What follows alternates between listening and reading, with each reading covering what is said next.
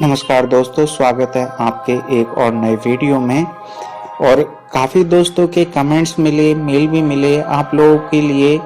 Audio जो video की होती है उसमें आपको थोड़ी सी दिक्कत का सामना कर रहा है। आज मैं इस वीडियो में आपके सामने उसको कोशिश कर रहा हूँ कि वो चीज़ आपको दोबारा से दिक्कत ना हो। आज दोस्तों हम क्या बालों की भीत पे खड़ा है हिंदू धर्म पुस्तक से एक शीर्षक है प्राचीन भारत में गौ हत्या एवं मांसाहार। तो आज इसी के बारे में हम लोग दोस्तों बात करेंगे। वीडियो में शुरू से अंत तक बने रहे। बहुत ही रोचक जानकारी इस किताब में दी गई है। तो बिना वक्त गवाए हुए मैं आपके सामने इस किताब के साक्ष्यों को रख रहा हूँ।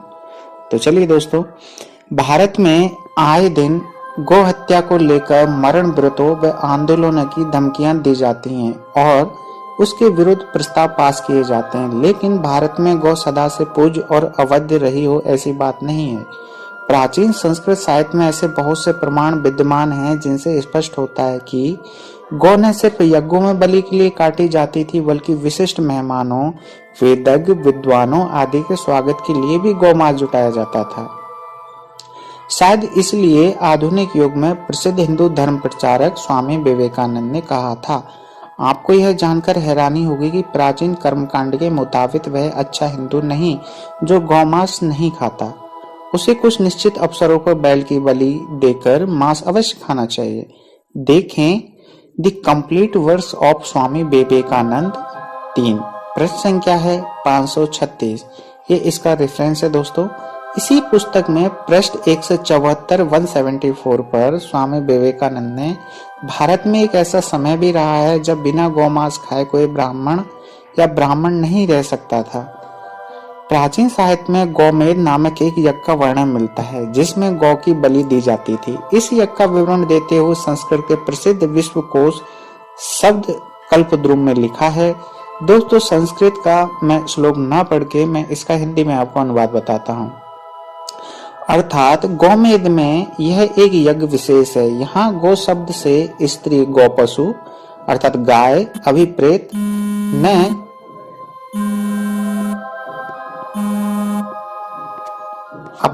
है न कि सांड, बैल व बछड़ा, क्योंकि मंत्रों में स्त्रीलिंग का निर्देश है। उस गाय का यह लक्षण होना चाहिए, वह 7 व 9 खुर वाली न हो, उसके सींग टूटे हुए न हो, वह न कानी हो न कनकटी हो, उसका समूचा प्रयोग बकरे की तरह होना चाहिए। अर्थात गाय के साथ वे भी व्यवहार किए जाएं जो बकरे के साथ किए जाते हैं। गौमेध का फल यजमान के लिए स्वर्ग और गाय के लिए गोलोक की प्राप्ति है। यज्ञ में बकरा, घोड़ा व गाय आदि पशु के साथ कैसे व्यवहार करना चाहिए, इस विषय में ऋग्वेद के प्राचीन व्याख्यान ऐतरेय ब्राह्मण में इस तरह निर्देश दिया गया है। यहाँ पर दोस्तों ऐतरेय ब्राह्मण का एक श्लोक दिया गया है जो संस्कृत में ना पढ़ के मैं इसका हिंदी में अनुवाद बताता हूँ। संस्कृत में आपके सामने स्क्रीनशॉट के माध्यम से वीडियो में मैं रखता रहूंगा। अर्थात इस पशु के पैर उत्तर की ओर मोड़ो, इसकी आंखें सूर्य को, इसके श्वास वायु को, इसका जीवन अंतरिक्ष को, इसकी श्रवण शक्ति दिशाओं को और इसका शरीर पृथ्वी को सौंप दो। इस प्रकार होता इसे दूसरे लोगों से जोड़ देता है। यहाँ पर होता का अर्थ है दोस्तों पुरोहित, और बात चल रही है उस पशु की। सारी चमड़ी बिना काटे उतार लो, नाभि को काटने से पहले आंतों के ऊपर की झिल्ली की तह को चीर डालो। इस प्रकार वह पुरोहित पशुओं में श्वास डालता है। इसकी छाती का एक टुकड़ा बाज की शकल का, अगले बाजू के कुल्हाड़ी की शकल के 2 टुकड़े, अगले पांव के धांत की बालों की शकल के 2 टुकड़े, कमर के नीचे का अटूट हिस्सा, ढाल की शकल के जांग के 2 टुकड़े और 26 पसलियां सब क्रम से निकाल लिए जाएं। इसके प्रत्येक अंग को सुरक्षित रखा जाए। इस प्रकार वह उसके सारे अंगों को लाभ पहुंचाता है। इसका गोबर छिपाने के लिए जमीन में गड्ढा खोदें, प्रेत आत्माओं को रक्त दें। इसके अनंतर वही ब्राह्मण ग्रंथ बलि चढ़ाए गए पशु अर्थात गाय, बकरा आदि के अंगों के बंटवारे का विधान करते हुए लिखता है। यहाँ पर दोस्तों एक संस्कृत में बहुत बड़ा श्लोक दिया है ऐतरेय ब्राह्मण का। मैं उसको स्क्रीनशॉट के माध्यम से वीडियो में रखता हूँ। मैं इसका हिंदी में अनुवाद आपको बताता हूँ। अर्थात अब बलि चढ़ाए गए पशु के भिन्न भिन्न अंगों के विभिन्न पुरोहितों में बांटे जाने का प्रश्न उपस्थित होता है। हम इसका वर्णन करेंगे जबकि दोनों हड्डियां और जीवा प्रस्तोता नामक पुरोहित को दी जानी चाहिए। बाज की शकल जैसी छाती उद्गाता को, गला और तालु प्रतिहर्ता को, कमर के नीचे का दाहिनी ओर का हिस्सा होत्र को और बायां हिस्सा ब्रह्मा को, दाएं जांग मैत्रा वरुण को और बाईं ब्राह्मण छंसी को, दाहिनी कंधे के साथ का हिस्सा अर्धव्यूह को, बाएं कंधे के साथ का हिस्सा मंत्रोच्चारण में साथ देने वाले उपगाताओं को, बायां कंधा प्रति प्रस्थाता को और दाएं बाजू का निचला हिस्सा निष्ठा को, बाएं बाजू का निचला हिस्सा पोता को दिया जाना चाहिए। पशुओं के अंग का बंटवारा।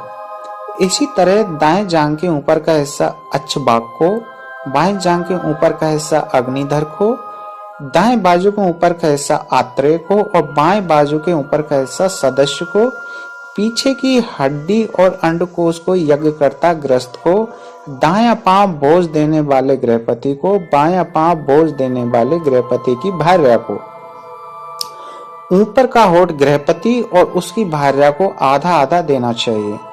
पशु की पूंछ वे भार्याओं को दे देते हैं, परंतु यह उन्हें न देकर किसी ब्राह्मण को देनी चाहिए। गर्दन पर के माणिक पर 3 कीकस ग्रा वस्तुतः को और 3 कीकस और पीठ के मांसल हिस्से का आधा भाग उन नेता को, गर्दन पर के मांसल हिस्से का आधा और बाएं कान का कुछ भाग वध करने वाले को दिया जाए। यदि वध करने वाला स्वयं ब्राह्मण न हो तो वह किसी ब्राह्मण को दे दे। सिर सुब्रमण्यम को और सोम यज्ञ में यज्ञ की बलि बने पशु का हिस्सा जो यज्ञ भोज का है वह सब पुरोहितों का है, केवल होत्र के लिए ऐच्छिक है। बलि के पशु के इन सब टुकड़ों की संख्या 36 है। इतने श्लोकों से यज्ञ होता है, प्रत्येक टुकड़ा उसके एक चरण का प्रतीक है। इस प्रकार पशु के 36 हिस्से करके वे इस लोक तथा स्वर्ग में जीवन लाभ करते हैं और इस तथा उस अर्थात दोनों लोगों में प्रतिष्ठित होकर चलते हैं। जो लोग ऊपर कहे ढंग से पशु के मांस का बंटवारा करते हैं उनके लिए स्वर्ग का सोपान बन जाता है, लेकिन जो इससे भिन्न प्रकार से बांटते हैं वे पेटू, कुमार्गी और पापी हैं। बलि के पशु का यह विभाग श्रुत के पुत्र देवभाग का आविष्कार है। जब वह इस जीवन से जा रहा था तो उसने इस रहस्य को किसी को न बताया, किंतु किसी अलौकिक देवदूत ने बभ्रू के पुत्र गिरजा को यह सब बता दिया। तब से मनुष्य इसका अध्ययन अर्थात पालन करते हैं। अब बात करेंगे गोपत ब्राह्मण में भी। लगभग यही बात गोपत ब्राह्मण के 3 और 18 में कही गई है। ऋग्वेद में इंद्रदेव इसी गोवध की ओर संकेत करते हुए कहते हैं। ये श्लोक है दोस्तों ऋग्वेद के 10, 86 और 14, अर्थात मेरे लिए इंद्राणी द्वारा प्रेरित यज्ञकर्ता लोग 15-20 बैल मारकर पकाते हैं, जिन्हें खाकर मैं मोटा होता हूँ। वे मेरी कुक्षियों को सोमरस से भी भरते हैं। ऋग्वेद मंडल 10 सूक्त 89 मंत्र 14 से स्पष्ट होता है कि गौहत्या एक ऐसी मामूली बात थी कि बातचीत में उपमा के तौर पर भी इसका उपयोग होता था। यहाँ पर एक श्लोक दिया गया दोस्तों, उसका मैं हिंदी में अनुवाद बताता हूँ। अर्थात हे इंद्र, जैसे गौ हत्या के स्थान पे गौएं काटी जाती है, वैसे ही तुम्हारे इस अस्त्र से मित्र द्वेषी राक्षस लोग कटकर पृथ्वी पर सदा के लिए सो जाएं। स्वामी दयानंद ने 1875 में छपे सत्यार्थ प्रकाश में इसे गौमेद के विषय में लिखा था। जहाँ गौ में दादिक यज्ञ लिखे हैं वहाँ पशु में नरों का मारना लिखा है, क्योंकि जैसे पुष्ट बैल आदि नरों में है वैसे ही गौ आदि नहीं होते। जो वंध्या गाय होती है उसका भी गौमेद में मारना लिखा है। देखें सत्यार्थ प्रकाश सन 1875 पृष्ठ संख्या 303, दयानंद भाव चित्रावली पृष्ठ संख्या 18 पे उद्धत है। भारतीय विद्या भवन मुंबई के तत्वाधान में छपी द वैदिक एज नामक पुस्तक के पृष्ठ 387 पर डॉक्टर B.M. आप्टे ने लिखा है, ऋग्वेद के एक सूत्र 10 और 85 से, जिसे विवाह सूक्त कहा जाता है, विवाह संस्कार के प्राचीनतम रूप का पता चलता है। दूल्हा और बारात दुल्हन के घर जाते हैं। इसका रेफरेंस है 10, 17 और 1। यहाँ दुल्हन बारात के साथ मिलकर खाना खाती थी। मेहमानों को उस अवसर पर मारी गई गौओं का मांस परोसा जाता था। रेफरेंस है 10, 85 और 13। वैदिक इंडेक्स जिल्द 2 पृष्ठ संख्या 145 में कहा गया है कि विवाह संस्कार के समय भोजन के लिए गौएं बाहरी गौएं मारी जाती थी। यह बात बनारस हिंदू विश्वविद्यालय द्वारा प्रकाशित वैदिक कोश पृष्ठ संख्या 374 में कही गई है और ऋग्वेद के दशम मंडल के 85वें सूत्र के 13वें मंत्र का हवाला दिया गया है।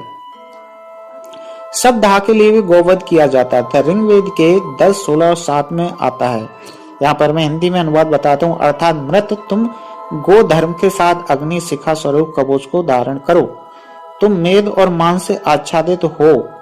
वैदिक कोश बनारस हिंदू विश्वविद्यालय प्रकाशन के पृष्ठ 375 पर लिखा है।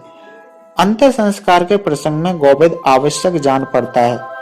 यहाँ उसके मांस से सबको ढकने का उल्लेख आता है। ऋग्वेद के 10, 16 और 7। अब है गायों को मारना शुभ। श्री मुकुंदी लाल ने अपनी पुस्तक cow slaughter horns of the dilemma के पृष्ठ 18 पर लिखा है, प्राचीन भारत में समारोह पर कौओं को मारना शुभ माना जाता था। दूल्हा और दुल्हन वेदी के सामने लाल बैल की कच्ची खाल पर बैठते थे।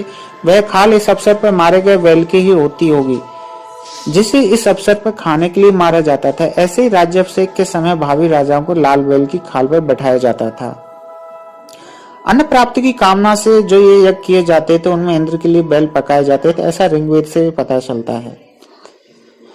दोस्तों, ये वीडियो लंबा होने की वजह से मैं इस वीडियो को यहीं पर रोकता हूँ और वीडियो 10-12 मिनट का हो चुका है और आपके कमेंट्स का इंतजार रहेगा। अगर इसी चीज के बारे में और आगे आप जानना चाहते हैं तो कमेंट्स कीजिए, मैं इसका आगे का भाग आपके सामने रखूंगा। अगर वीडियो अच्छा लगता है तो आप लाइक कीजिए, कमेंट्स कीजिए, शेयर कीजिए, बेल आइकन को दबाइए। मिलते हैं एक और नए वीडियो में, तब तक के लिए धन्यवाद।